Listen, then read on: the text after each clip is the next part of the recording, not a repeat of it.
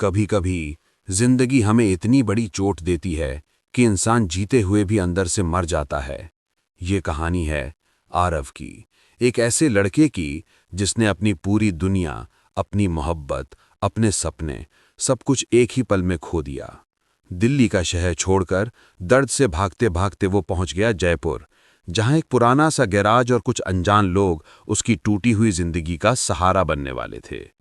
लेकिन उसे क्या पता था कि जिस मुकाम पर वो खुद को खत्म समझ रहा है, वहीं से उसकी नई कहानी शुरू होने वाली थी। एक लड़की जिसका नाम था आयुषी, वो उसकी जिंदगी में बारिश की पहली बूंद बनकर आने वाली थी। पर सवाल यह है, क्या एक टूटा हुआ दिल दोबारा प्यार करने की हिम्मत जुटा पाएगा? ये कहानी है टूटने, संभलने और फिर से जीने की। दिल्ली के बाहरी इलाके में बसे एक पुराने से मोहल्ले में आज सुबह से ही हल्की हल्की हलचल थी। वजह थी आरव। 2 साल की फौजी ट्रेनिंग पूरी करके आज वो पहली बार घर लौटा था। घर की दीवारों तक में उत्साह दौड़ रहा था। माँ शांति देवी तो सुबह से ही अलग ही खुशी में डूबी हुई थी। बार बार किचन में जाकर देख लेती, चाय उबल तो नहीं रही, पराठे जल ना जाएं। लेकिन आरव का मन तो कहीं और ही अटका पड़ा था, रिया पर। रिया, जो इसी घर के ऊपरी हिस्से में अपने माता पिता के साथ रहती थी। रिया और आरव बचपन से ही एक दूसरे को जानते थे। यूं कहिए कि दोनों की आंखों में बचपन से ही एक दूसरे के लिए कुछ ना कुछ था, जिससे अभी तक ना किसी ने नाम दिया था, ना खुद दोनों ने खुलकर कहा था, लेकिन मोहब्बत थी, साफ दिखाई देती थी। आरव के लिए तो रिया उसकी दुनिया थी। बस अफसोस, आज जब आरव रिया को सबसे पहले गले लगाना चाहता था, उसके पास बैठकर 2 साल की सारी बातें करना चाहता था, रिया ही उससे बचती फिर रही थी। रिया की ये बेरुखी समझ से बाहर थी। आरव सोच रहा था, मैंने तो उसके कहने पर ही अपने पापा का बिजनेस छोड़कर फौज की ट्रेनिंग ज्वाइन की थी, फिर वो यूं क्यों नजरें चुरा रही है? कुछ भी समझ ना आने पर वो बस अपने कमरे में बैठा रिया के एक मैसेज का इंतजार करता रहा, पर मैसेज नहीं आया। उस रात बेचैनी कुछ ज्यादा ही थी, लेकिन अगले ही दिन जब वो उठा तो नीचे वाले हिस्से, जिसे सब लोग चाचा जी का पोर्शन कहते थे, वहां अजीब सी चहल पहल थी, जैसे कोई बड़ा काम होने जा रहा हो। आरव सीढ़ियां उतरते उतरते खुद को रोक नहीं पाया और सीधे हॉल में जा पहुंचा। और जिस पल उसकी नजर सोफे पर बैठी रिया पर पड़ी, उसका दिल जैसे धक से रह गया। रिया दुल्हन की तरह तैयार की हुई थी। गुलाबी रंग की हल्की चमकती ड्रेस, हाथों में लाल और सफेद फूलों के गजरे, मेहंदी से भरे हाथ और चेहरे पर हल्का हल्का मेकअप, जो उसे और भी खूबसूरत बना रहा था। लेकिन ये क्या? उसके साथ सोफे पर कोई बैठा था, कुणाल। कुणाल, आरव का छोटा कजिन, वही जो आरव को बहुत मानता था, हर बात शेयर करता था, वही उसके पास बैठा था। लेकिन आरव तो एक झटके में जैसे सुन्न हो गया। ये क्या हो रहा है? उसे समझ ही नहीं आया कि बिना उसे बताए, बिना उससे पूछे, ये कौन सा रिश्ता तय हो गया। रिया ने उसकी तरफ एक बार भी नहीं देखा, जैसे वह उसके लिए कोई अजनबी हो। आरव का धैर्य टूट रहा था।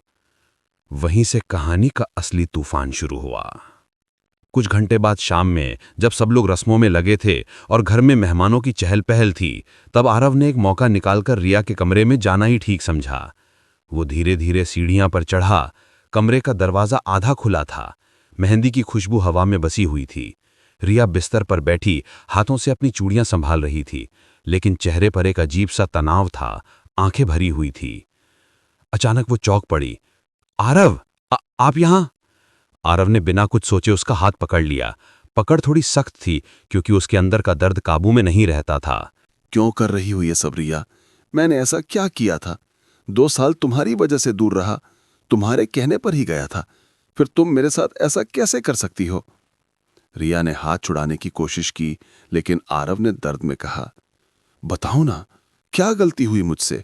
मैं सब करने को तैयार हूं, बस इतना बता दो कि तुम किसी और की क्यों हो रही हो। उसके शब्द नमक की तरह रिया के दिल पर गिर रहे थे। आंखों से आंसू बह निकले, लेकिन उसने चेहरे पर कठोरता ओढ़ ली और बोली, आरव, ये मेरी जिंदगी है, मेरे फैसले हैं। जब तक आप मुझे अच्छे लगते थे सब ठीक था, लेकिन जैसे ही आप दूर गए मुझे समझ आया कि हमारी सोच, हमारी पसंद अलग है। मुझे आपसे कभी प्यार था ही नहीं और मैं जिसकी हूं उसी से शादी कर रही हूं। आपसे रिक्वेस्ट है, मुझे भूल जाइए।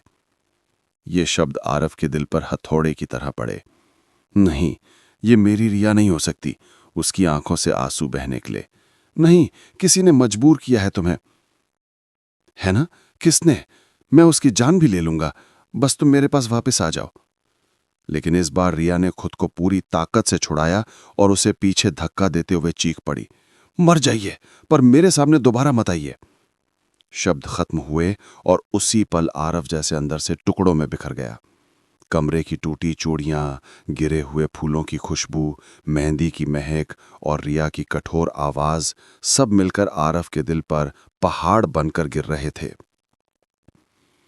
बाहर शादी का शोर, अंदर आरव की जिंदगी की सबसे बड़ी उदासी। नीचे हॉल में ढोलक बज रही थी, औरतें गाने गा रही थीं। कुणाल और रिया को मेहंदी लगाने की तैयारी हो रही थी। सब खुश थे। बस आरव चुपचाप घर से निकल गया। किसी ने ध्यान भी नहीं दिया कि वो कहाँ जा रहा है। उसके कानों में रिया की आवाज गूंज रही थी, मर जाइए, मेरे बिना नहीं रह सकते तो मर जाइए। आरव सड़क पर चलता रहा, बिना दिशा, बिना सोच के, बस दिल में सन्नाटा लेकर। अगली सुबह पूरा माहौल बदल चुका था। घर में सुबह सुबह गड़बड़ थी। बच्चे इधर उधर भाग रहे थे। नौकरानियां नाश्ता बना रही थीं। दादी शांति देवी बार बार कह रही थीं, अरे भाई, आज तो मेरा लाल वापस आया है, जल्दी जल्दी सब साफ सफाई करो। लेकिन किसी को नहीं पता था अंदर ही अंदर आरव कितना टूट चुका है। पर आज भी उसकी नजर सबसे पहले रिया को ढूंढ रही थी। और किस्मत का खेल देखिए, तभी दो बच्चे चिल्लाते हुए बोले, दादी, रिया दीदी की शादी होने वाली है। आरव कहीं अंदर से मुस्कुरा दिया। उसने सोचा, शायद घर वाले मेरी और रिया की शादी की बात कर रहे हैं। शायद सब मुझे सरप्राइज देना चाहते हैं। उसे नहीं पता था कि ये उसकी जिंदगी का सबसे बड़ा धोखा साबित होने वाला है। दोपहर, असली सच खुला। महिलाएं मार्केट से लौटी ढेर सारी शॉपिंग के बैग्स लेकर। रिया भी साथ थी। रिया ने आज हल्का मेकअप लगाया था, लेकिन चेहरा अजीब सा फीका दिख रहा था, जैसे कोई अंदर ही अंदर थक चुका हो। आरव ने कपड़ों को देखते हुए हौले से मुस्कुराते हुए कहा, अरे रिया, वाह, बहुत खूबसूरत सूट लाई हो। शादी के बाद मेरे पसंद के भी 2-3 ले लेना। रिया ने उसकी ओर देखते ही भौंवें चढ़ा दी। आप हद करते हैं आरव, क्या बेहुदा बातें करते रहते हैं, शर्म नहीं आती? बस यहीं से आरव के अंदर की उम्मीदों का धागा टूटना शुरू हो गया। लेकिन आज रात का असली झटका अभी बाकी था। रात, झुके हुए सिर से चली संवाद, टूटते हुए अरमान। घर में मंगनी की तारीख तय हो चुकी थी। सब लोग कहते घूम रहे थे, कल रिया और कुणाल की मंगनी रख लेते हैं। आरव ने सुना। उसने सोचा, मजाक कर रहे होंगे या शायद मेरे और रिया की बात कर रहे हों। पर अगली सुबह सब कुछ साफ हो गया। अगली सुबह आरव की पूरी दुनिया उजड़ गई। सुबह सुबह जब उसने सफेद कुर्ता पहनकर ऊपर वाले पोर्शन में कदम रखा, तो उसने देखा रिया दुल्हन की तरह तैयार बैठी थी, कुणाल के साथ। कैमरे झिलमिला रहे थे, लोग तालियां बजा रहे थे। आरव की सांसें रुक गईं। उसके कानों में आवाज पड़ी, आज रिया और कुणाल की मंगनी है। बस वो एक पल, उसने जीवन में अंतिम बार खुशी महसूस की।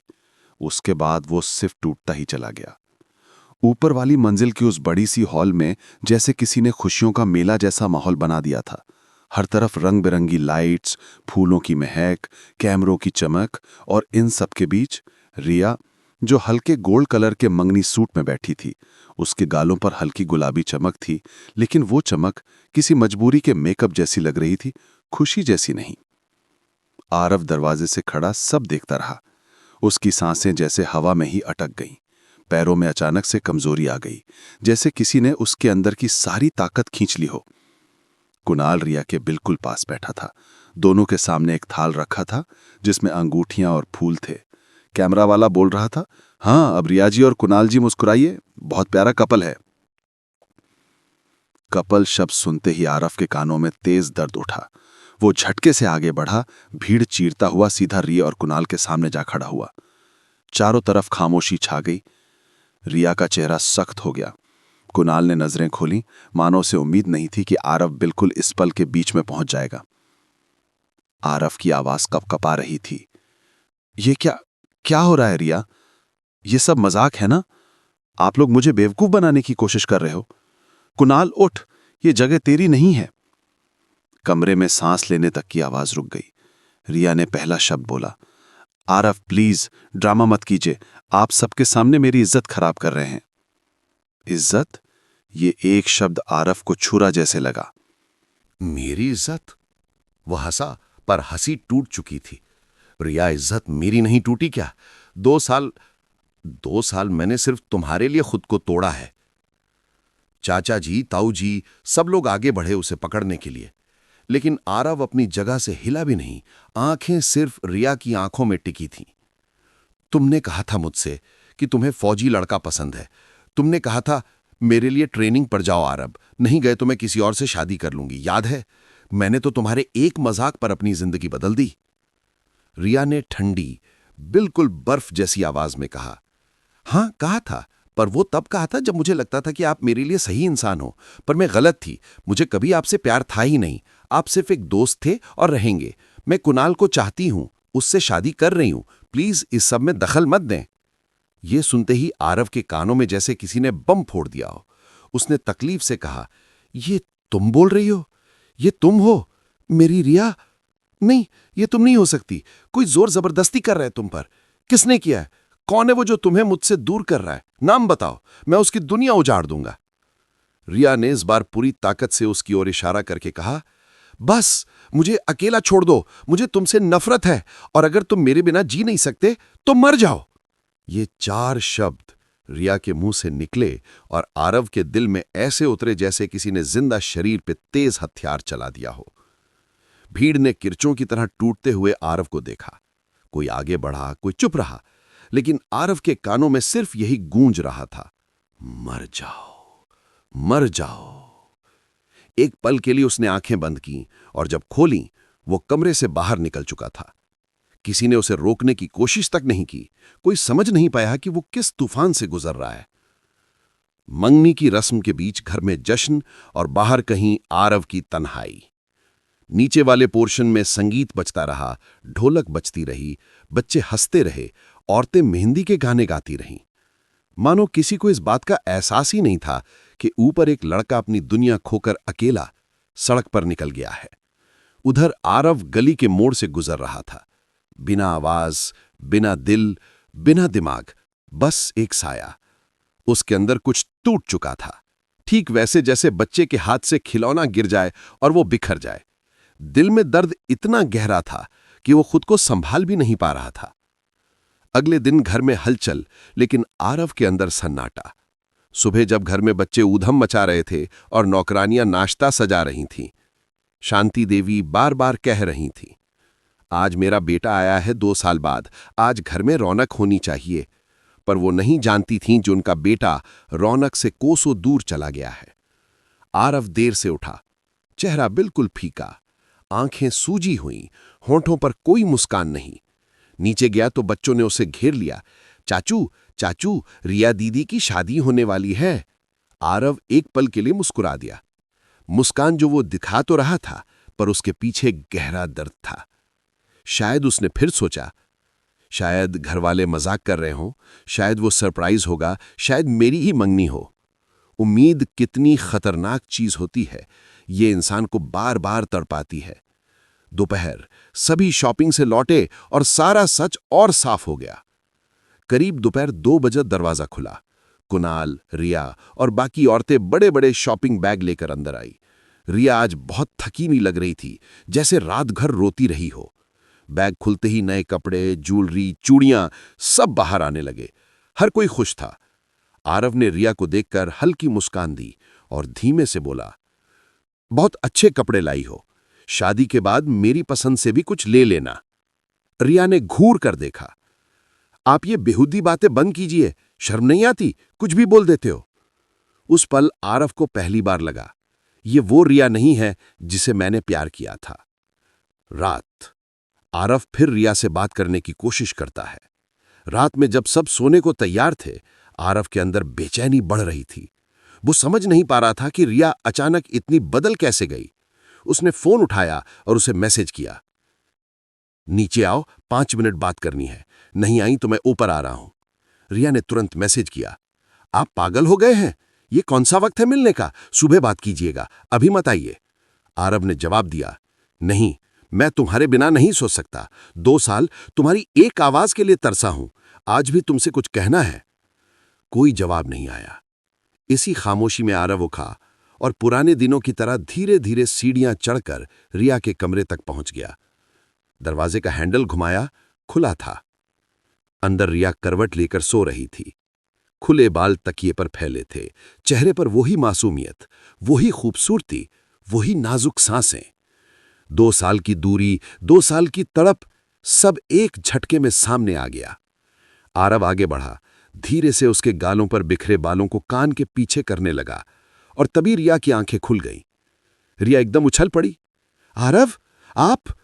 उसने चीखने की कोशिश की, पर आरव ने तुरंत उसका मुंह बंद कर दिया। शोर मत करो, मैं हूं, आरव हूं तुम्हारा। रिया सांसें तेज तेज लेते हुए पीछे हटी। आपको शर्मानी चाहिए, अगर कोई देख लेता तो आप क्या साबित करना चाहते हैं? आरव टूटे हुए स्वर में बोला, रिया, मैंने क्या किया है बताओ तो सही, मैं तुम्हें दिल से चाहता हूं, तुम ऐसा क्यों कर रही हो? पर रिया के शब्द अब पत्थर बन चुके थे। बस जाइए, मैं आपसे कोई रिश्ता नहीं रखती, ये सब बंद कीजिए। आरव के अंदर का बचा हुआ अरमान भी टूट गया। वो चुपचाप वापस नीचे आया। सीढ़ियों पर वो लड़खड़ा भी गया, पर शायद दुख उससे भी भारी था। अगले दिन मंगनी हो जाती है और आरव टूटकर घर से भाग जाता है। अगली सुबह रिया और कुणाल की मंगनी पूरी धूमधाम से हो गई। जब कुणाल ने रिया की उंगली में अंगूठी डाली तो आरव का दिल किसी ने मुट्ठी से घोंट दिया। उसे लगा जैसे वो घुट रहा है, सांसें रुक रही हैं, सीना फट रहा है। वो मंगनी की भीड़ से बाहर आया, गाड़ी उठाई और शहर के बाहर एक वीरान पहाड़ी पर जाकर रुक गया। वहां खड़ा होकर चीखता रहा, इतना चीखा कि गला फट गया, आवाज बैठ गई, आंखें सूज गईं। जमीन पर बैठकर मिट्टी अपने बालों में रगड़ ली, बस दर्द निकालने की कोशिश में। पर दर्द निकला नहीं, बस और गहरा होता गया। वो पहाड़ी की ठंडी हवा आरव के चेहरे पर लग रही थी, लेकिन उसके अंदर का दर्द इतना तेज था कि हवा भी जैसे उसे शांत नहीं कर पा रही थी। उसने अपनी मुट्ठियां कस लीं, खुद को बार बार थपथपाया, जमीन पर मुक्के मारकर गुस्सा और दुख निकालने की कोशिश करता रहा, पर राहत तो उसे मिली नहीं।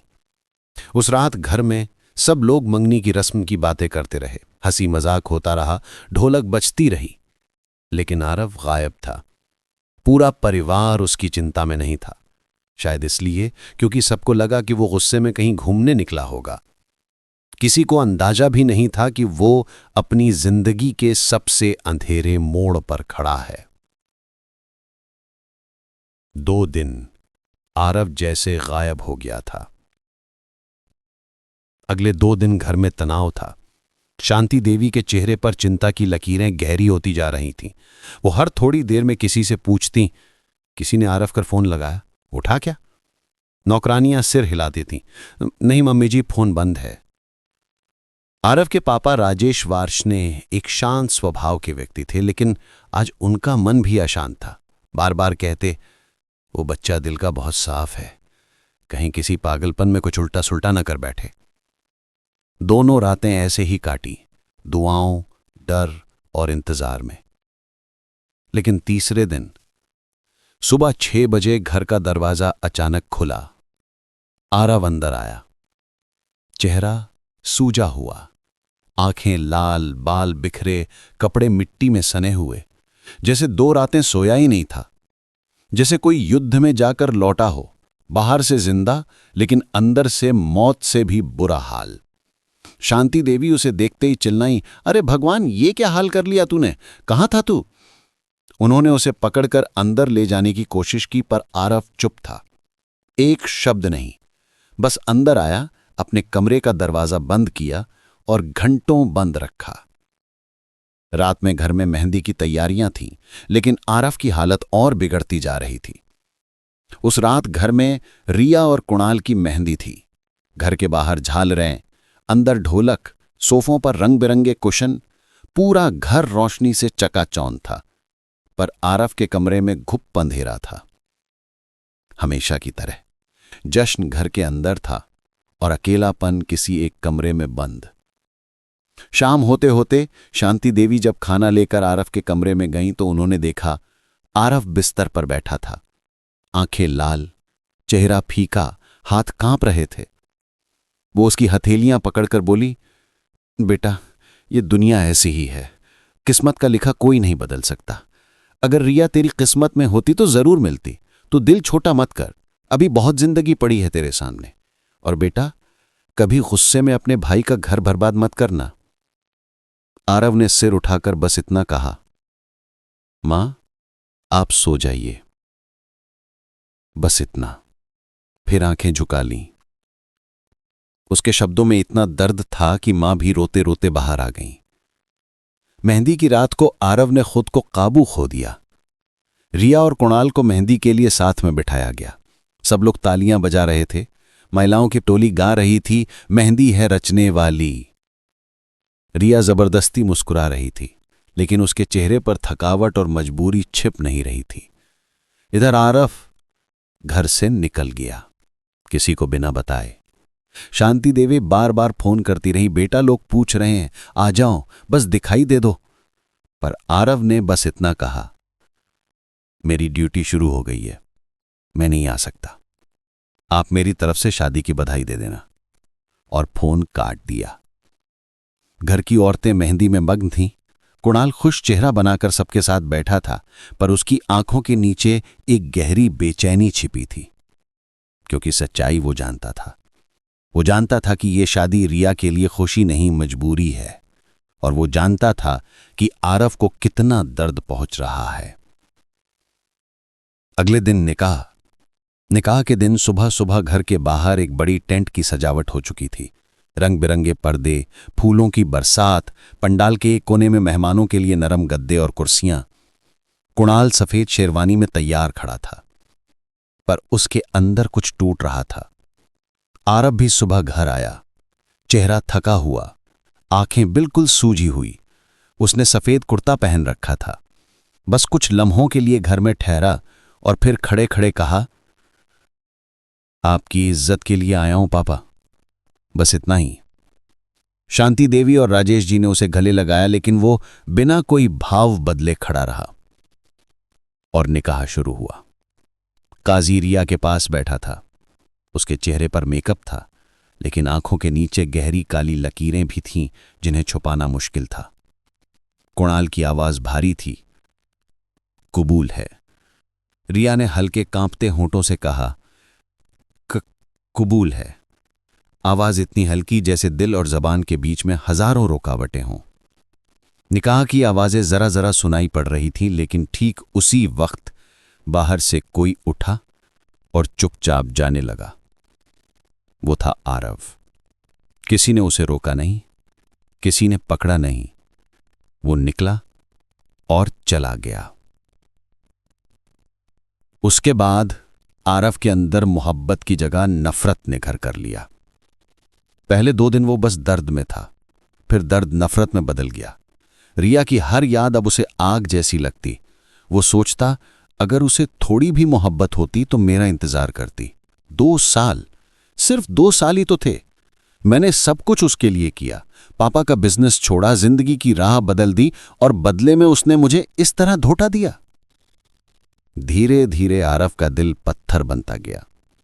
वो जहां किसी वक्त रिया के नाम से मुस्कुरा देता था, अब वही नाम सुनते ही उसका खून जल उठता था।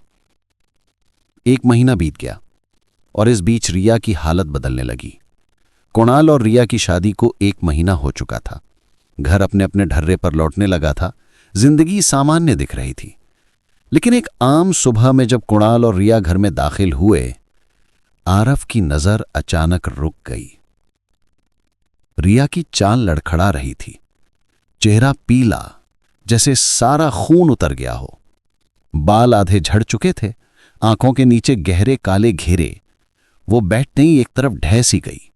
कुणाल ने जल्दी से उसे पकड़कर सोफे पर बैठाया, फिर सबके सामने बोला, अब उसे बस यूरिन इन्फेक्शन है, डॉक्टर ने दवा दी है।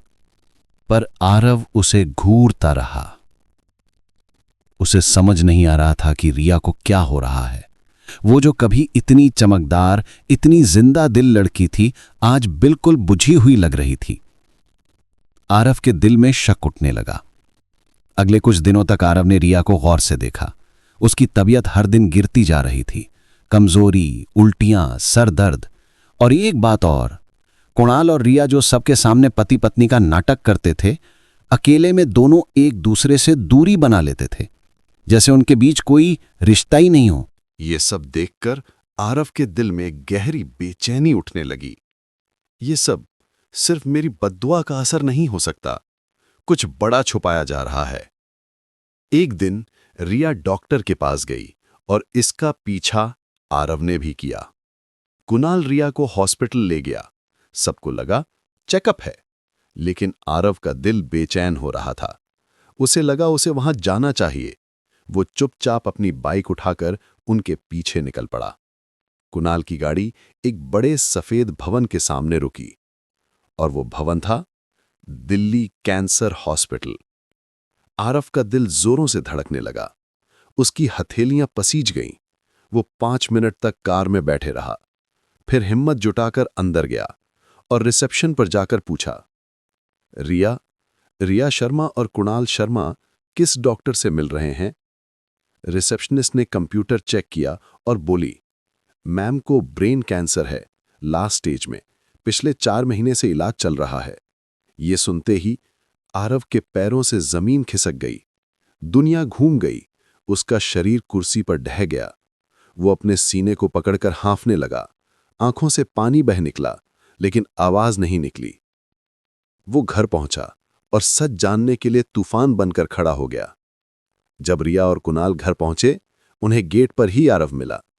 आंखें लाल, सांसें तेज, चेहरा गुस्से से भरा। उसने सीधे कुणाल का कॉलर पकड़ लिया। बताओ, रिया को क्या हुआ है? क्यों छुपा रहे थे? ये सब क्या है? कुणाल रो पड़ा, लेकिन उससे पहले रिया बेहोश होकर जमीन पर गिर गई। आरव दौड़कर उससे अपनी बाहों में उठा ले गया। रिया उठो प्लीज। सब लोग चारों तरफ इकट्ठा हो गए। दहशत फैल गई। फिर उसे हॉस्पिटल ले जाया गया।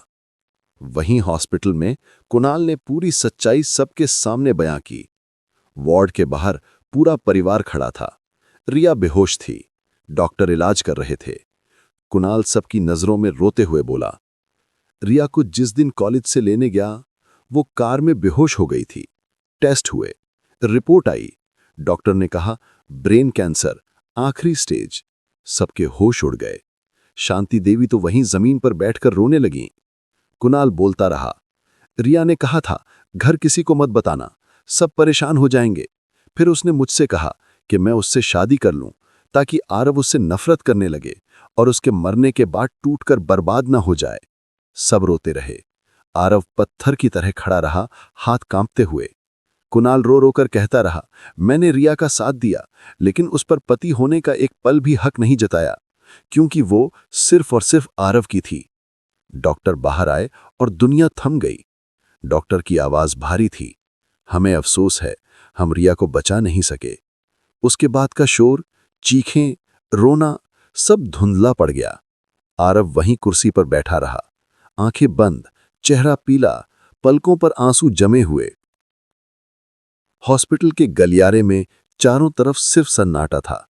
दीवारों पर लगी सफेद ट्यूबलाइटें भी जैसे आज कम चमक रही थीं। हवा में एक भारीपन था, एक ऐसा बोझ जो किसी का दिल, किसी की दुनिया, किसी का वजूद एक पल में तोड़ सकता था।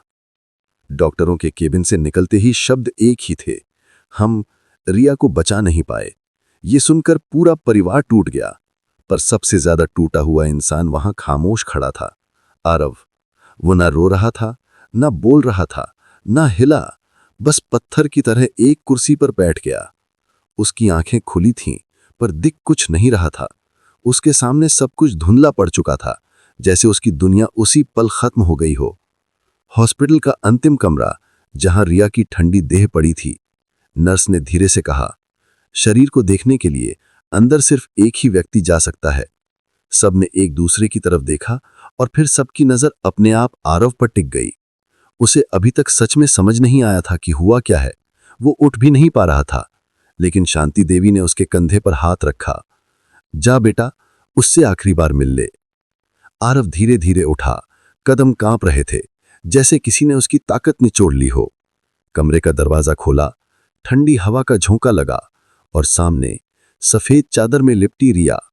उसके बाल अब खुलकर कंधों पर नहीं थे, चेहरा पीला पड़ चुका था, ओंठ सूख चुके थे, सांसें बिल्कुल खत्म। उसकी आंखें बंद थीं, जैसे वो एक लंबी दर्द भरी रात के बाद आखिरकार सुकून की नींद सो गई हो। आरव पास गया और एक पल में उसके घुटने जवाब दे गए। वो फर्श पर ही गिर पड़ा।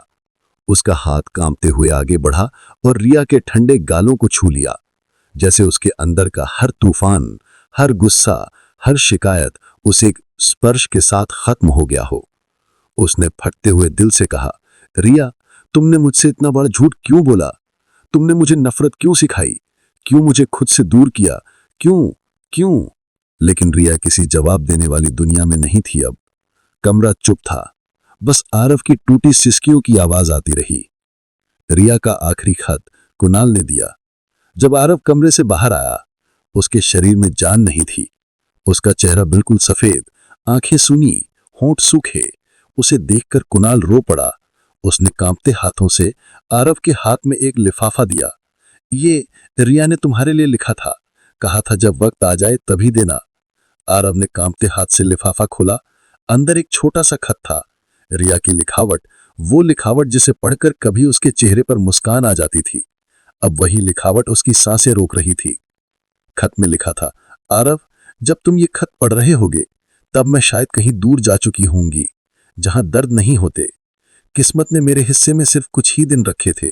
जब मुझे मेरी बीमारी का पता चला, मेरी दुनिया रुक गई, लेकिन तुम्हारे बारे में सोचकर मेरी सांस और भारी हो जाती थी। आरव, अगर तुमने मुझे टूटा हुआ देखा होता, बिस्तर से उठ ना पाते हुए देखा होता, हाथों से बाल झड़ते देखे होते, चेहरे का रंग उतरते देखा होता, तो तुम भी मेरे साथ मर जाते। मैं तुम्हें हारता नहीं देख सकती थी, नहीं देख सकती थी कि मेरी वजह से तुम अपनी जिंदगी बर्बाद कर दो। इसलिए मैंने तुम्हें खुद से नफरत करवाई, क्योंकि तुम दूर जाते तो जी जाते, मेरी मौत तुम्हें तोड़ ना सके। इसलिए मैंने पहले तुम्हारा दिल तोड़ा। माफ कर देना, शायद ये तरीका गलत था, लेकिन मैं तुम्हें खोना नहीं चाहती थी, इसलिए तुम्हें खुद से दूर कर दिया। अब तुम्हें सिर्फ एक बात कहकर जा रही हूं, हमसे जुदा होने के बाद अपनी जिंदगी मत रोक देना। किसी को अपना लेना जिसे तुम दिल से खुश रख सको। हमेशा तुम्हारी, रिया। खत खत्म हुआ और आरव का दिल जैसे दूसरी बार टूट गया। उसने खत सीने से लगाकर आंखें बंद कर लीं। आंसू उसके गालों पर बहते रहे, लेकिन इस बार ये आंसू सिर्फ दर्द के नहीं थे, इनमें मोहब्बत और मजबूरी दोनों शामिल थीं। श्रिया का अंतिम संस्कार और आरव का टूट जाना। अगले दिन सुबह रिया की अंतिम यात्रा निकली। सारा मोहल्ला इकट्ठा था। औरतें रो रही थीं, बच्चे चुपचाप खड़े थे। कुणाल और उसके परिवार के लोग गहरी उदासी में थे, लेकिन जो सबसे ज्यादा टूटा था वो था आरव। वो रिया के शरीर को कंधा देकर ले गया। हर कदम पर उसकी आंखें नम रहीं, हर सांस पर दिल फटता रहा। शमशान घाट पहुंचकर आग लगने से पहले उसने रिया के माथे को चूमा और कहा, तुमने मुझे दूर करके मेरी जान बचा ली, पर खुद चली गई। मुझसे ज्यादा कौन बदनसीब होगा। चिता जली, धुआं उठता रहा, लपटें आसमान छूती रहीं, और उसी पल आरव के अंदर की मिट्टी, उसकी रूह, उसका दिल सब जलकर राख हो गया। इसके बाद शुरू हुई आरव की सबसे अंधेरी जिंदगी। रिया की मौत के बाद घर में सब सामान्य दिखने लगे, पर एक इंसान ऐसा था जो भीतर से पूरी तरह मिट चुका था। वो था आरव। वो अब दिन भर चुप रहता, खाना नहीं खाता, फौज की ट्रेनिंग छोड़ दी, दोस्तों से बात बंद, हंसना तो जैसे वो भूल ही चुका था। वो हर रात रिया के खत को पढ़ता, कभी रोता, कभी मुस्कुराता, कभी खुद से बातें करता, कभी उसके नाम में जीता। घंटों तक रिया की तस्वीर को देखते रहता, जैसे उसके दिल में अभी भी उम्मीद हो कि वो मुस्कुराएगी। शांति देवी रोज उसके कमरे में आती। बेटा, जिंदगी रुकती नहीं, चल थोड़ी हवा खा आएं।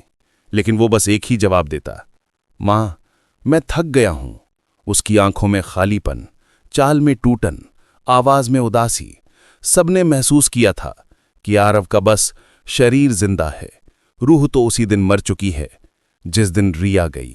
समय बीतता गया पर दर्द नहीं।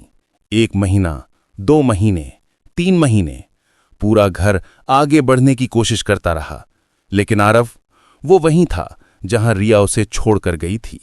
कभी चुपचाप छत पर बैठ जाता, कभी गाड़ियों की वर्कशॉप में खो जाता, कभी किसी नदी के किनारे जाकर घंटों बैठा रहता। उसे पता ही नहीं चलता था कि समय कैसे बीत गया। दिन रात का हिसाब भूल चुका था।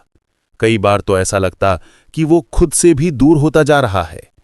तभी आरव की जिंदगी में एक नया तूफान आया। एक शाम जब वो अपने कमरे में बैठकर रिया की तस्वीर देख रहा था, तभी दरवाजे पर हल्की सी खटखटाहट हुई। उसने दरवाजा खोला। बाहर कुणाल खड़ा था, चेहरा गंभीर, हाथ में एक फाइल थी। कुणाल थोड़ा कांपती आवाज में बोला, आरव, हमें बात करनी है। रिया ने जाने से पहले कुछ और भी छोड़ा था जो तुम्हें अब जानना चाहिए। आरव ने हैरानी से कहा, क्या? कुणाल ने फाइल आगे बढ़ाई। ये रिया की मेडिकल फाइल नहीं है, ये उससे भी ज्यादा बड़ा सच है, सच जिसे उसने खुद तक सीमित रखा था। आरव की सांसें तेज हो गईं। क्या है इसमें? कुणाल ने गहरी सांस ली। ये रिया की डायरी है। और उसी पल आरव का दिल जैसे धड़कना भूल गया। कमरे की खिड़की से हल्की हवा अंदर आ रही थी। शाम का सूरज ढल चुका था और अंधेरा धीरे धीरे कमरे को घेर रहा था। दीवारों पर लगी रिया की तस्वीरों की छाया और भी लंबी होकर फैल रही थी। एक उदास सी खामोशी पूरे कमरे में तैर रही थी, बहुत गहरी, बहुत भारी। आरव खड़ा था, हाथ में वो फाइल लिए हुए जिसे कुणाल ने अभी अभी उसे दी थी। दिल तेज धड़क रहा था, सांसें भारी हो रही थीं और उंगलियों में हल्की सिनकन, जैसे किसी बहुत गहरी बात का डर हो। कुणाल उसके सामने खड़ा था, चेहरे पर वही अपराध बोध, वही दर्द, वही बेचैनी। आरव की आवाज बमुश्किल निकली, ये रिया की डायरी है? कुणाल ने धीमे से सिर हिलाया। हाँ, ये वही डायरी है जिसमें वो अपनी हर बात लिखती थी। डॉक्टर को दिखाने के बाद जब पहली बार उसे पता चला कि उसकी बीमारी आखिरी स्टेज में है, उसी रात से उसने इसमें लिखना शुरू किया था और आखिरी दिन तक लिखती रही। ये सुनकर आरव के भीतर जैसे कोई जंजाल सा कस गया। उसने थपथपाती उंगलियों से डायरी खोली। पहले पन्ने पर रिया की लिखावट थी, छोटी छोटी गोल गोल अक्षर, बिल्कुल वैसे ही जैसे कॉलेज में होती है, वैसे ही जैसे चिट्ठियों में होती है, वैसे ही जैसे किसी मासूम लड़की की होती है जिसके दिल में बहुत कुछ छुपा होता है। पहला ही वाक्य पढ़ते ही आरव की आंखें नम हो गईं। आज मुझे पता चला मैं मरने वाली हूं। उसने अगले शब्द पढ़ने से पहले ही अपनी आंखें कुछ सेकंड बंद कर लीं, लेकिन दिल नहीं माना। वो पढ़ता ही चला गया। डायरी में लिखा था, मैंने डॉक्टर से सुना कि मेरे पास समय बहुत कम है। मुझे कुछ समझ नहीं आया, पर एक बात समझ आ गई, मैं आरव की जिंदगी बर्बाद नहीं कर सकती। आरव की सांसें तेज हो गईं। डायरी के अगले पन्ने में लिखा था, अगर आरव को पता चल गया कि मैं मर रही हूं, तो वो मेरे साथ ही मर जाएगा। वो खुद को खत्म कर लेगा। वो किसी और को कभी नहीं अपना पाएगा। उसका दिल, उसकी मोहब्बत, उसकी पूरी दुनिया सिर्फ मेरे नाम थी। आरव ने डायरी पकड़े हुए हाथों को कस लिया। आंखें बंद हो गईं, लेकिन वो पढ़ना बंद नहीं कर पाया। अगले पन्ने पर लिखा था, इसलिए मैं उसे दूर करूंगी, इतना दूर कि वो मुझे याद करके भी नफरत कर सके। अगर उसने मुझसे नफरत की तो शायद मेरी मौत उसके लिए आसान हो जाएगी। ये पढ़कर आरव का दिल जैसे दोबारा टूट गया। उसने पन्ना पलटा। रिया की लिखावट और भी कांपती हुई थी। आज मैंने जानबूझकर आरव से बात करते हुए उसे ताना मारा। उसने पूछा, क्या तुम किसी और को पसंद करती हो? मैंने हां कहा और मेरा दिल अंदर से चिल्ला उठा, नहीं। पर अगर मैंने सच बोल दिया तो वो मेरा सच जानकर टूट जाएगा। फिर अगले पन्ने पर मैंने कुणाल को भी बताया कि मैं उसे पसंद नहीं करती। मैंने उससे कहा कि ये शादी बस एक दिखावा होगी। मैं उससे कभी पत्नी का हक नहीं लूंगी, और उसने मेरी मजबूरी समझकर मेरा साथ दिया। ये पढ़कर आरव का हाथ कांप गया। तो कुणाल, तूने मुझे कभी बताया क्यों नहीं? कुणाल की आंखों में आंसू आ गए, क्योंकि उसने कसम दिलवाई थी। उसने कहा था, अगर एक भी बात आरव को पता चली तो मैं वहीं दम तोड़ दूंगी। मैंने उसकी बात मान ली क्योंकि वो अंदर से रोज मर रही थी। मैं उसे और दर्द में नहीं डाल सकता था। आरव ने गहरा सांस भरा। जिस भाई को वो अब तक अपराधी समझ रहा था, आज वो इंसान नहीं, एक फरिश्ता लग रहा था।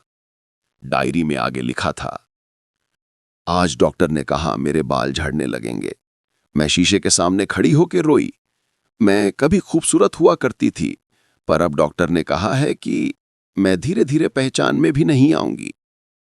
मैंने एक दुपट्टा सिर पर बांधा और घर वालों से कहा, मेरे सिर में दर्द है, पर सच्चाई ये है, मेरा सिर नहीं, मेरी पूरी जिंदगी दर्द में है। आरव डायरी से नजर नहीं हटा पा रहा था। हर शब्द उसे भीतर से चीर रहा था। एक और पन्ना, रिया की सबसे दर्द भरी बात। आज मैंने कुणाल से कहा, आरव को कैसे भी करके दूर ले जाओ। उसे बताओ कि ये शादी मेरी खुशी है। उसे समझाओ कि वो मुझे भूल जाए। मुझे पता है वो कभी नहीं भूलेगा, पर शायद वो नफरत करके आगे बढ़ सके। आरव को लगा जैसे हवा बंद हो गई हो। वो कमरे की दीवार पकड़कर खड़ा हुआ। अंतिम पन्नों में लिखा था, आज मेरी तबीयत बहुत खराब है। मुझे लगता है मेरा समय बहुत कम बचा है। अगर मैं कल सुबह नहीं उठी तो मैं चाहती हूं कि आरव अच्छी जिंदगी जिए। वो शादी करे, खुश रहे, मुस्कुराए। और अगर कभी उसे मेरी याद आए तो बस इतना समझ लेना, मैंने उसे दिल से प्यार किया था। डायरी का आखिरी पन्ना पढ़कर आरव की दुनिया फिर एक बार बिखर गई। डायरी उसके हाथ में थी, लेकिन दिल सीने में नहीं रहा था। वो कहीं गिर गया था, जमीन पर, समय में, दर्द में। वो बस खो गया था। आरव दीवार के किनारे बैठ गया, डायरी को सीने से लगाया और फूट फूट कर रो पड़ा। कुणाल ने आगे बढ़कर उसे पकड़ना चाहा, पर आरव ने हाथ झटक दिया। कुणाल, मैं उसके सामने और क्यों नहीं था? मैं क्यों नहीं समझ पाया उसे? मैं क्यों नहीं पहचान पाया कि वो मुझे दूर इसलिए कर रही थी क्योंकि वो मुझे तबाह नहीं देखना चाहती थी? कुणाल की आंखों से भी आंसू बह गिरे, क्योंकि वो चाहती थी कि तुम जिंदा रहो आरव, तुम्हारी जिंदगी खत्म ना हो जाए। उसने तुम्हें इसलिए दूर किया क्योंकि वो तुम्हें बचाना चाहती थी। उसी रात आरव का अंदर से टूट जाना। उस रात आरव ने रिया की डायरी को अपने सीने से लगाया। वो घंटों बैठा रहा, कभी रोया, कभी चुप रहा, कभी रिया की तस्वीर देखता रहा, कभी कमरे की खिड़की से बाहर खाली सड़कें देखता रहा। उसके भीतर कुछ मर चुका था, बहुत गहराई में, एक ऐसा हिस्सा जो कभी वापस नहीं आएगा। लेकिन एक बात साफ थी, अब वो जिंदगी पहले जैसी नहीं रहेगी। रिया की डायरी की आखिरी लाइन उसके दिमाग में लगातार घूमती रही, आरव, खुश रहना। लेकिन क्या वो खुश रह सकेगा? क्या वो आगे बढ़ सकेगा? क्या वो किसी और को अपना पाएगा? क्या वो रिया को कभी भूल पाएगा? इन सवालों ने उसकी रातें जागती कर दीं। अगले दिन सुबह घर में एक बहुत बड़ा फैसला लिया गया। सुबह सूरज तो निकला, लेकिन घर में जैसे अंधेरा ही छाया था। आरव कमरे से बाहर आया, लेकिन उसके चेहरे पर एक अजीब सी दृढ़ता थी। दर्द था, पर उसके नीचे कुछ और भी था, एक फैसला। उसने सबके सामने कहा, मैं यहां नहीं रहूंगा। मैं इस शहर में नहीं रह सकता जहां हर कोना रिया की याद दिलाता है। शांति देवी रो पड़ी।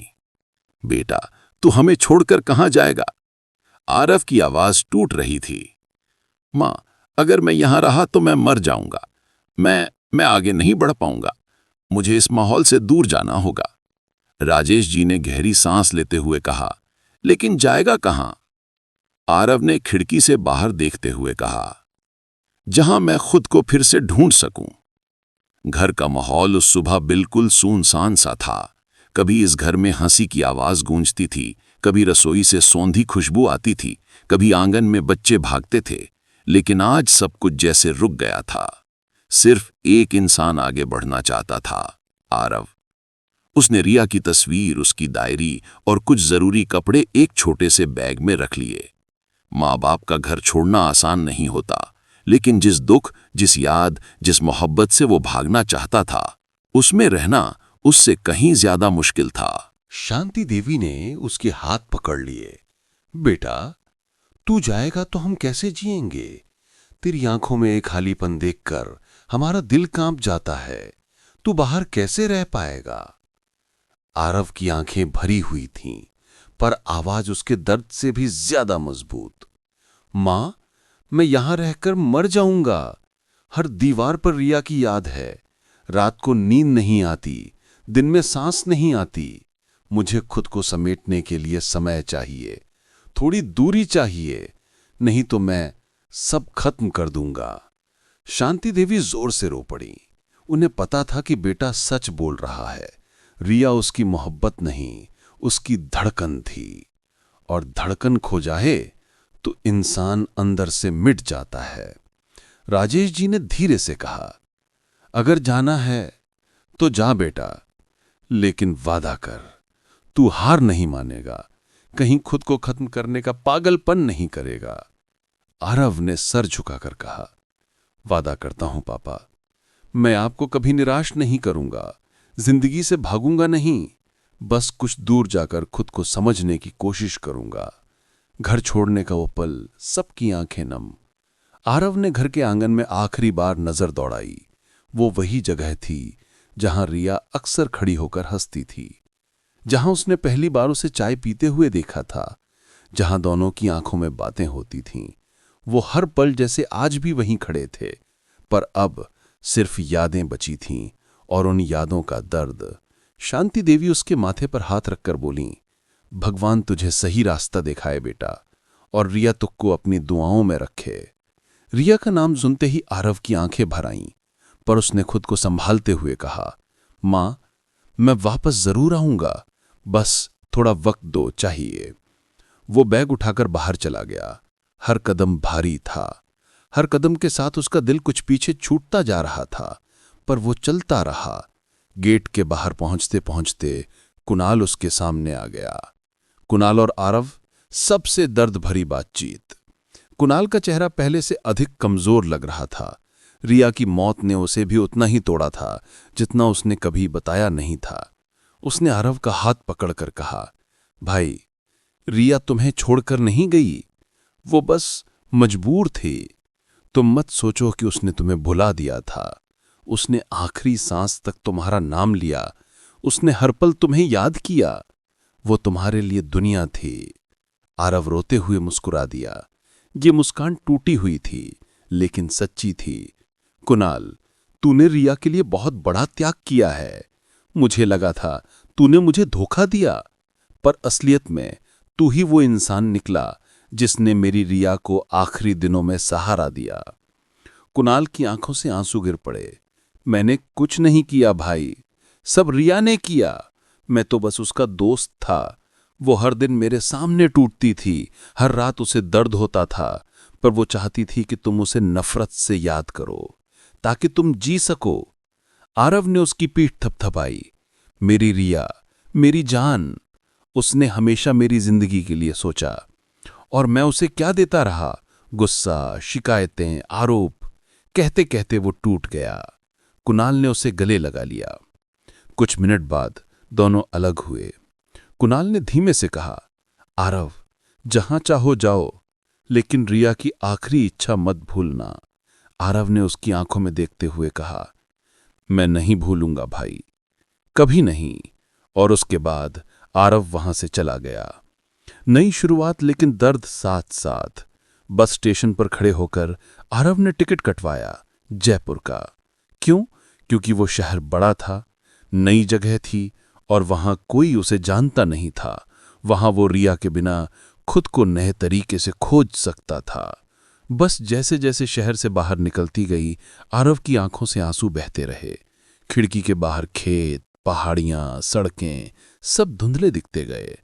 उसके हाथ में रिया की डायरी थी। हर पन्ना उसके दिल में चुभता, लेकिन उसे जीने की वजह भी देता। बस में बैठे बैठे वो डायरी खोलकर सिर्फ एक लाइन पढ़ रहा था, आरव, खुश रहना। ये 4 शब्द आज उसकी हर सांस का सहारा बन गए थे। जयपुर में नई जिंदगी, लेकिन दिल अब भी अधूरा। जयपुर पहुंचकर उसने एक छोटा सा कमरा लिया, एक पुराने से हॉस्टल में। कमरा छोटा था, एक टेबल, एक कुर्सी, एक पुराना पंखा जो तेज हवा में भी अटकता था, और एक खिड़की जहां से हल्का सा सूरज दिखाई देता था। उसने बैग रख दिया, रिया की तस्वीर टेबल पर रख दी, डायरी उसके तकिए के नीचे रख दी और खुद जमीन पर बैठ गया। कुछ देर चुप रहा, फिर रिया की तस्वीर उठाई और बोला, देख रिया, मैं यहां हूं, तेरे बिना, तेरी यादों के साथ। तू चाहती थी कि मैं आगे बढ़ूं, तो कोशिश करूंगा, पर तू कहे बिना मैं कैसे जी पाऊंगा। उसकी आंखों से आंसू बहते रहे। काम की तलाश, लेकिन दिल नहीं मानता। जयपुर बड़ा शहर है, पर जब दिल टूटा हो तो दुनिया चाहे कितनी भी बड़ी हो, छोटी लगने लगती है। आरफ काम ढूंढने लगा, कभी कैफे में, कभी किसी दुकान पर, कभी किसी ऑफिस में, लेकिन हर जगह वही एक सवाल, अनुभव। उसके पास फौज की ट्रेनिंग का अनुभव था, दुकान संभालने का अनुभव था, लेकिन दिल टूटने का अनुभव किसी इंटरव्यू में काम नहीं आता। कई जगहों पर उसने ट्रायल किया, पर हर शाम वही निराशा लेकर लौट आता। रात में आकर रिया की डायरी पढ़ता और सो जाता। बस यही दिनचर्या थी 1 महीने तक। लेकिन फिर एक दिन जीवन ने उसे एक नया रास्ता दिखाया। एक शाम जयपुर की पुरानी सड़क पर चलते हुए आरफ को एक छोटी सी बाइक रिपेयर की दुकान दिखी, मोहन मोटर गैराज। एक बुजुर्ग आदमी, गंदी शर्ट, हाथों में ग्रीस, माथे पर पसीना और चेहरा थका हुआ। वो टूटी बाइक को ठीक कर रहा था, पर उसकी सांसें कमजोर थीं। आरव रुक गया। बाबूजी, मदद चाहिए क्या? बुजुर्ग ने सिर उठाया। बेटा, तू नई शक्ल लग रहा है, मदद करेगा क्या? बुढ़ापे में सब मुश्किल हो जाता है। आरव ने बिना सोचे बाइक उठाई और कुछ ही मिनटों में कार्बोरेटर खोलकर सेट कर दिया। बुजुर्ग हैरान, अरे तूने तो कमाल कर दिया, ये काम तो 5-7 साल के एक्सपीरियंस वाले भी ऐसे नहीं करते। आरव ने धीमे से कहा, सीखा हुआ है बस। बुजुर्ग ने उसकी आंखों में देखा, वहां दर्द था, खालीपन था, पर साथ में सच्चाई थी। उसने कहा, मेरा नाम मोहनलाल, अगर चाहो तो यहां काम कर लो, रोजाना थोड़े पैसे दूंगा और खाना भी। आरव ने कुछ सोचा, फिर सिर हिला दिया। उसे बड़ी नौकरी नहीं चाहिए थी, उसे अपनी टूटी जिंदगी जोड़ने के लिए बस थोड़ा सुकून चाहिए था। आरफ का नया सफर शुरू। धीरे धीरे गैराज उसकी नई दुनिया बन गई। वो सुबह 9 बजे आता, शाम 7 बजे तक काम करता, ग्राहकों की गाड़ियों को ठीक करता, बुजुर्ग मोहनलाल जी की मदद करता। दर्द अभी भी था, पर काम के बीच में थोड़ा थोड़ा कम होता जा रहा था। रिया की यादें हर पल साथ थीं, पर अब वो उनसे भागता नहीं था, उन्हें समझने लगा था। हर रात डायरी पढ़कर सो जाता और हर सुबह अपने टूटे दिल को थोड़ा थोड़ा जोड़ना सीखता। जयपुर की वो छोटी सी गली जहां मोहन मोटर गैराज था, धीरे धीरे आरव की नई पहचान बनती जा रही थी। हर दिन वही टेढ़ी मेढ़ी सड़क, वही पुराना शेड, वही जगह जहां गाड़ियों का शोर, इंजन का धुआं और ग्रीस की महक सब मिलकर एक दुनिया बनाते थे। एक ऐसी दुनिया जहां वो अपने दर्द को छुपा सकता था, जहां काम करते करते उसका दिल कुछ देर के लिए शांत हो जाता था, जहां वो खुद को संभालने की कोशिश करता था। मोहनलाल जी ने उसे बेटे की तरह अपना लिया था। वो अक्सर कहते, बेटा, तू जितना काम करता है ना, उसमें तेरी ईमानदारी दिखती है। लोग गाड़ी ठीक करने आते हैं, पर तू उनकी परेशानी भी ठीक कर देता है। आरव बस हल्की सी मुस्कान दे देता। उस मुस्कान में दर्द छुपा होता था, लेकिन सच्चाई भी। कुछ महीनों में आरव बदलने लगा था। धीरे धीरे उसके चेहरे की थकान कम होने लगी। वो ज्यादा बातें नहीं करता, पर जब करता तो शब्दों में नरमी होती। लोग उसे पसंद करने लगे थे। कई ग्राहक तो सिर्फ आरव से ही गाड़ी ठीक करवाते। एक दिन मोहनलाल जी ने कहा, बेटा, तू चाहे तो गैराज का आधा हिस्सा संभाल सकता है। मैं बूढ़ा हो गया हूं, तू इस काम को आगे बढ़ा। आरव ने हल्का सा सिर हिलाया।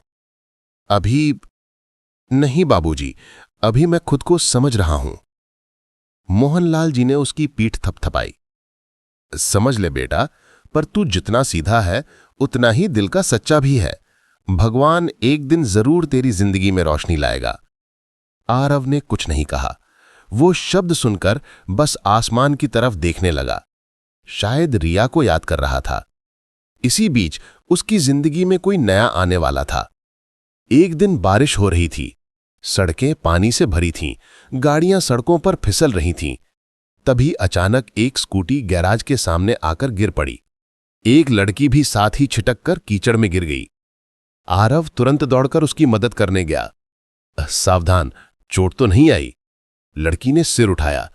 लंबे भीगे बाल, चेहरे पर थोड़ा कीचड़, पर आंखें बहुत साफ और मासूम। वो हंसी। चोट नहीं लगी, लेकिन स्कूटी की हालत बुरी है। आरव ने स्कूटी उठाई, अंदर ले आया और बोला, आप बैठिए, मैं देखता हूं। लड़की ने अपना दुपट्टा झाड़ा और आसपास देखकर बोली, वाह, ये जगह तो बहुत धांसू है। गैराज तो पुराना है, लेकिन माहौल मजेदार है। आरव हल्का सा मुस्कुराया। माहौल से ज्यादा काम सही होना चाहिए। लड़की हंसी। अच्छा, तो आप काम के पक्के निकले। बैठते बैठते उसने कहा, वैसे मेरा नाम आयुषी है, और आपका? कुछ सेकंड रुककर आरव ने कहा, आरव। लड़की फिर मुस्कुराई। अच्छा नाम है। वैसे बारिश में स्कूटी का फिसलना मेरी गलती नहीं थी, इस सड़क की है। आरव ने कुछ नहीं कहा, पर उसने नोटिस किया कि उसकी हंसी में कुछ ऐसी ताजगी है जो उसने महीनों से महसूस नहीं की थी। आयुषी की स्कूटी ठीक करते हुए बहुत देर बाद किसी ने आरव की चुप्पी तोड़ी। काम करते हुए आयुषी बोलती जाती, आप जयपुर के हो? नहीं। तो कहां से? आरव थोड़ा झिझका। दिल्ली। अच्छा, तो फिर यहां अकेले क्यों? आरव ने बिना ऊपर देखे कहा, बस जिंदगी बदलनी थी। कुछ पल को आयुषी चुप हो गई, फिर बोली, कभी कभी बदलना जरूरी होता है ताकि हम फिर से जी सकें। ये शब्द सुनकर आरव ने पहली बार उसकी आंखों में देखा, जैसे उसके दिल के अंदर छुपी बात किसी ने पहचान ली हो। धीरे धीरे आयुषी की स्कूटी की मरम्मत एक बहाना बन गई। अगले दिन वही लड़की फिर आ गई। स्कूटी ठीक है, पर ब्रेक ढीला लग रहा है। आरव ने चेक किया, ब्रेक बिल्कुल ठीक थे। ब्रेक में दिक्कत नहीं है, वो बोला। आयुषी हंसी। दिक्कत ब्रेक में नहीं, मुझे आपसे मिलने का बहाना चाहिए था। आरव एक पल के लिए सन्न रह गया, वो बोल ही नहीं पाया। आयुषी ने फिर कहा, आपको देखकर लगता है आपने बहुत कुछ झेला है, पर आप बुरे इंसान नहीं हो, इसलिए सोचा दोस्ती कर लूं। आरव ने पहली बार थोड़ा सा मुस्कुराते हुए कहा, दोस्ती? मुझे नहीं लगता मैं दोस्ती के लायक हूं। क्यों, दिल टूटा है क्या? आरव ने एक पल रिया की तरफ देखा, जो उसकी यादों में छुपी बैठी थी। उसने हां में सिर हिलाया। हां, बहुत टूटा है। आयुषी कुछ देर चुप रही, फिर उसने बहुत नरमी से कहा, तो ठीक है, मैं टूटा हुआ दिल नहीं जोड़ सकती, पर इतना जरूर कर सकती हूं कि आपके चेहरे पर थोड़ी सी मुस्कान वापस ला दूं। ये बात सुनकर आरव के दिल को हल्का सा धक्का लगा। किसी ने कब से उसके चेहरे की मुस्कान को परखा भी नहीं था। कुछ हफ्तों में आयुषी उसकी जिंदगी का एक हिस्सा बन गई। वो रोज नहीं आती, पर हफ्ते में 2-3 बार जरूर आती। कभी चाय लेकर, कभी कोल्ड ड्रिंक लेकर, कभी बस ऐसे ही। कैसे हो मैकेनिक साहब? काम चल रहा है, मुस्कुराओ ना एक बार प्लीज। और आरव कभी कभी मुस्कुरा भी देता। मोहनलाल जी भी समझ गए थे, बेटा, ये लड़की सिर्फ स्कूटी ठीक कराने नहीं आती, ये तेरी टूटी हुई जिंदगी ठीक करने आई है। आरव कुछ नहीं कहता, लेकिन उसके दिल में धीरे धीरे एक हल्की सी रोशनी जगने लगी थी। एक दिन आयुषी बोली, आरव, तुम्हें पता है, तुम्हारी आंखें बहुत उदास है, किसे खोया है तुमने? आरव चुप रहा, पर आज उसके दिल ने कहा, शायद ये लड़की सुन ले तो मन हल्का हो जाए। उसने गहरी सांस ली। जिससे प्यार करता था वो चली गई, हमेशा के लिए। आयुषी के चेहरे का रंग बदल गया। ओह, कैंसर? आरव ने हैरानी से उसे देखा। तुम्हें कैसे पता? आयुषी ने उदासी से हंसते हुए कहा, क्योंकि मैंने भी किसी को खोया है, मेरे भाई को। ब्रेन ट्यूमर था। आरव का दिल सहम गया। दोनों कुछ पल चुप रहे। आयुषी ने धीरे से कहा, दर्द पहचान लेता है, किसी को बताने की जरूरत नहीं होती। उस दिन के बाद आरव उसे सिर्फ एक लड़की नहीं समझता था, वो उसके जख्मों को समझने वाली पहली इंसान बन गई थी। समय बीतता गया। और उसके दिल में हल्की सी उजड़ी जगह भरने लगी। एक दिन आयुषी गराज में आई और बोली, आज छुट्टी लेकर मेरे साथ चलोगे? आरव पहले तो चौंका, फिर पूछा, कहाँ? वहीं जहां अच्छी हवा मिलती है, जहां थोड़ी शांति होती है, जहां दिल की बातें खुद ब खुद बाहर आ जाती हैं। आरव गया, पहली बार, किसी के साथ। वो दोनों जलमहल के पास वाले पैदल रास्ते पर बैठे। हवा चल रही थी, सूरज ढल रहा था। आयुषी बोली, तुम जानते हो ना, रिया ने चाहा होगा कि तुम खुश रहो। आरव की आंखें भर आईं। हां, उसने यही लिखा था डायरी में। आयुषी ने हल्की मुस्कान दी। तो फिर उसकी आखिरी इच्छा पूरी करो, खुश रहो, कोशिश करो, थोड़ा थोड़ा ही सही। आरव ने उसकी तरफ देखा। उसकी आंखों में सच्चाई थी। कोई लालच नहीं, कोई फरेब नहीं, बस एक इंसानियत। और बहुत दिनों बाद आरव ने अपने दिल के अंदर एक हल्की सी गर्माहट महसूस की। उस दिन आरव घर वापस लौटा, लेकिन आज वो पहले जैसा नहीं था। वो रिया की तस्वीर के पास बैठा, डायरी खोली और कहा, रिया, तुम चाहती थी मैं खुश रहूं, तो मैं कोशिश करूंगा। इस दर्द के साथ भी जीने की कोशिश करूंगा। उसने तस्वीर को हल्के से छुआ। आंखों में आंसू थे, पर उनमें एक नई शुरुआत भी थी। आयुषी की वजह से आरव की जिंदगी में 1 साल बाद पहली बार थोड़ी सी रौनक वापस आई थी। दर्द अब भी था। रिया की याद अब भी उसके दिल के सबसे गहरे हिस्से में थी, पर कम से कम अब वो सांस तो ले पा रहा था। वो हर लम्हा टूटता नहीं था, वो थोड़ा थोड़ा आगे बढ़ रहा था। मोहन मोटर गराज अब सिर्फ एक जगह नहीं थी, वो उसकी नई पहचान बन गई थी। ग्राहक उसे नाम से बुलाने लगे थे। अरे मैकेनिक नहीं, ये तो इंजीनियर है। अरब भाई, जरा मेरी बाइक देख लो। और जब कभी कोई उसके काम की तारीफ करता, वो हल्की मुस्कान दे देता, जिसमें आज भी रिया की एक झलक छुपी होती। धीरे धीरे समय का पहाड़ पिघलने लगा। एक दिन दोपहर में गराज में बहुत कम ग्राहक आए थे। मोहनलाल जी चाय पी रहे थे और बोतल का ढक्कन खोलते हुए बोले, बेटा, तूने खुद को संभालने में जितनी हिम्मत दिखाई है ना, उसके लिए भगवान भी तुझे सलाम करेगा। आरव ने मुस्कुराते हुए कहा, बाबूजी, ये सब आपकी वजह से हुआ है। अगर आप मुझे यहां काम न देते तो शायद मैं कहीं खो ही जाता। मोहनलाल जी ने उसकी पीठ थपथपाई। नहीं बेटा, खड़ा तो खुद हुआ है, हमने तो बस सहारा दिया है। उसी पल गराज के बाहर स्कूटी की आवाज आई और आयुषी अंदर आई, हमेशा की तरह मुस्कुराते हुए। हेलो दोनों साहिबों, माहौल ठीक है? मोहनलाल जी हंस दिए। तेरे आने से ही ठीक होता है बेटी। आयुषी और आरव की दोस्ती अब गहरी होने लगी थी। वो दोनों अब अक्सर शाम को शहर के अलग अलग हिस्सों में घूमने जाते। कभी जल महल, कभी आमेर किला, कभी चौक बाजार की गलियां, कभी किसी पुराने पार्क की सूनी बेंच। आयुषी बहुत बोलती थी, आरव कम बोलता था, पर दोनों के बीच एक अपनापन था जिसे नाम देने की जरूरत नहीं थी। एक दिन आयुषी ने कहा, आरव, तुम जानते हो ना, मैं तुम्हें पसंद करती हूं। मतलब दोस्त से ज्यादा, थोड़ा सा, शायद ज्यादा ही। आरव चौंक गया, शरीर जैसे पत्थर हो गया। कुछ सेकंड की खामोशी, फिर उसने धीमे से कहा, आयुषी, मैं तुम्हारी बहुत इज्जत करता हूं, तुम मेरे लिए बहुत मायने रखती हो, पर मैं उस तरह।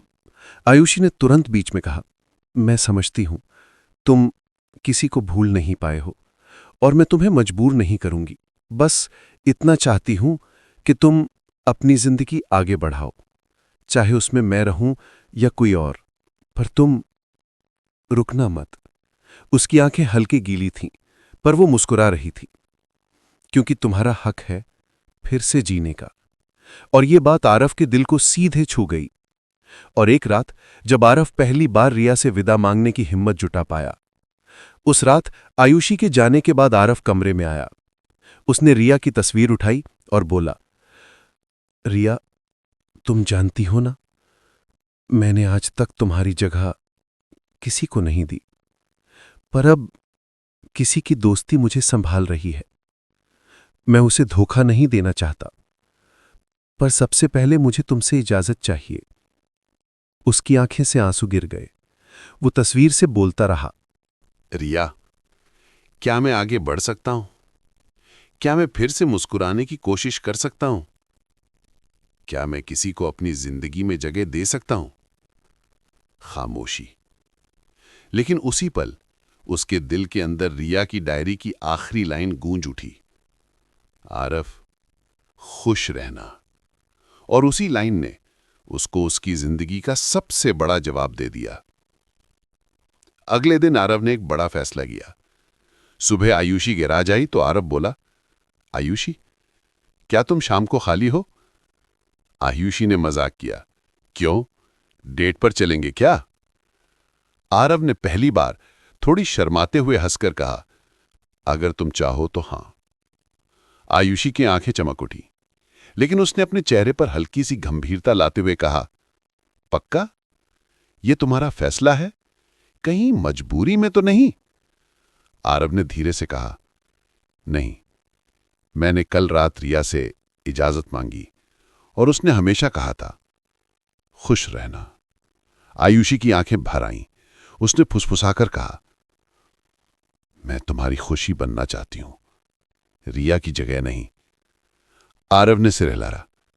रिया की जगह कोई कभी नहीं ले सकता, पर उसने चाहा था कि मैं अपनी जिंदगी आगे बढ़ाऊं, और शायद तुम वही हो जो मुझे आगे बढ़ने में मदद कर सकती हो। आयुषी ने धीमे से हाथ आगे बढ़ाया। तो चलो एक नई शुरुआत करते हैं। आरव ने उसका हाथ पकड़ लिया। उस शाम की पहली डेट कुछ ऐसी थी, ना कोई शोर, ना कोई होटल, ना कोई बड़ी जगह। दोनों वहीं गए जहां उनकी सारी बातचीत शुरू हुई थी, मोहन मोटर गैराज। गैराज बंद था। दोनों बाहर एक छोटी सी पत्थर की बेंच पर बैठे।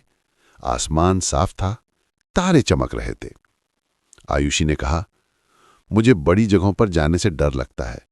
मुझे साधारण जिंदगी पसंद है, जहां इंसान की खुशियां सच्ची हों। आरव ने मुस्कुराकर कहा, और मुझे ऐसी बातें सुनना पसंद है। फिर दोनों देर रात तक बातें करते रहे, रिया की यादों से लेकर आयुषी के दुख तक, भविष्य की उम्मीद से लेकर जिंदगी के डर तक। पहली बार आरव ने महसूस किया, उसके दिल की राख से थोड़ी सी चिंगारी फिर से जलने लगी है। जिंदगी आगे बढ़ी और एक नया रिश्ता जन्म लेने लगा। अगले कई महीनों तक दोनों की दोस्ती और खूबसूरत हो गई। आयुषी ने कभी रिया की जगह लेने की कोशिश नहीं की। वो हमेशा कहती, तुम्हारा अतीत तुम्हारी ताकत है, तुम्हारी कमजोरी नहीं।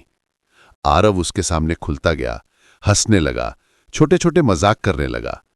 यहां तक कि कुछ दिन वो रिया के बिना भी ठीक महसूस करने लगा। मोहनलाल जी दोनों को देखकर हंसते थे। लगता है मेरी दुकान दो जिंदगियों को जोड़ रही है। आयुषी जवाब देती, नहीं बाबूजी, ये दुकान नहीं, ये माहौल है। एक टूटा दिल यहीं ठीक हुआ है। आरव हल्का सा मुस्कुरा देता। और फिर एक दिन आयुषी ने उसके सामने एक सवाल रखा। वो दोनों आमिर किले की दीवार पर बैठे थे। हवा चल रही थी, सूरज ढल रहा था। आयुषी ने धीरे से कहा, आरव, क्या तुम्हें लगता है हमारा रिश्ता आगे बढ़ सकता है? आरव कुछ देर चुप रहा। उसने आसमान की तरफ देखा, फिर रिया की यादों को सीने में महसूस किया। रिया, खुश रहना। उस लाइन ने फिर एक बार अंधेरे से रोशनी की तरफ धकेला। उसने आयुषी का हाथ पकड़कर कहा, हां, अगर तुम चाहो, अगर तुम मेरा दर्द समझ सकती हो, तो मैं तैयार हूं। आयुषी के आंखों में आंसू भर आए। मुझे तुम्हारा अतीत नहीं चाहिए, मुझे तुम्हारा साथ चाहिए। और उसी पल आरिफ के दिल में एक नई शुरुआत लिख दी गई। कहानी का अंतिम मोड़ 1 साल बाद। 1 साल बाद जयपुर के उसी छोटे गैराज में एक हलचल थी। मोहनलाल जी फूलों की माला लगा रहे थे। दरवाजे पर बधाई हो का बोर्ड लटका था। लोग आकर पूछ रहे थे, अरे मोहन साहब, आज क्या खुशी है? मोहनलाल जी हंसते हुए बोले, आज मेरे बेटा जैसे आरव की सगाई है। थोड़ी देर बाद आरफ सफेद कुर्ते में आया और उसके साथ आयुषी हल्की गुलाबी साड़ी में। दोनों एक दूसरे को देखकर मुस्कुरा रहे थे। उस मुस्कान में रंग थे, खूबसूरती थी और जिंदगी थी। सगाई की रस्म शुरू हुई और उसी पल आरव ने दिल ही दिल में एक नाम लिया, रिया, मेरी खुशी के लिए दुआ करना। एक हल्का सा झोंका आया, जैसे किसी ने उसके कंधे पर हाथ रखा हो, जैसे किसी ने कहा हो, मैं हमेशा तुम्हारे साथ हूं। और आरव समझ गया कि रिया खुश है, उसने उसकी आखिरी इच्छा पूरी कर दी है। आखिरी लाइन। कभी कभी जिंदगी हमसे हमारी पूरी दुनिया छीन लेती है, पर उसी दर्द के बीच कहीं एक नई दुनिया छुपी रहती है। बस हमें हिम्मत चाहिए उसे ढूंढने की। और आरव ने अपनी हिम्मत से अपना नया जीवन, अपनी नई मोहब्बत और अपनी नई पहचान पा ही ली।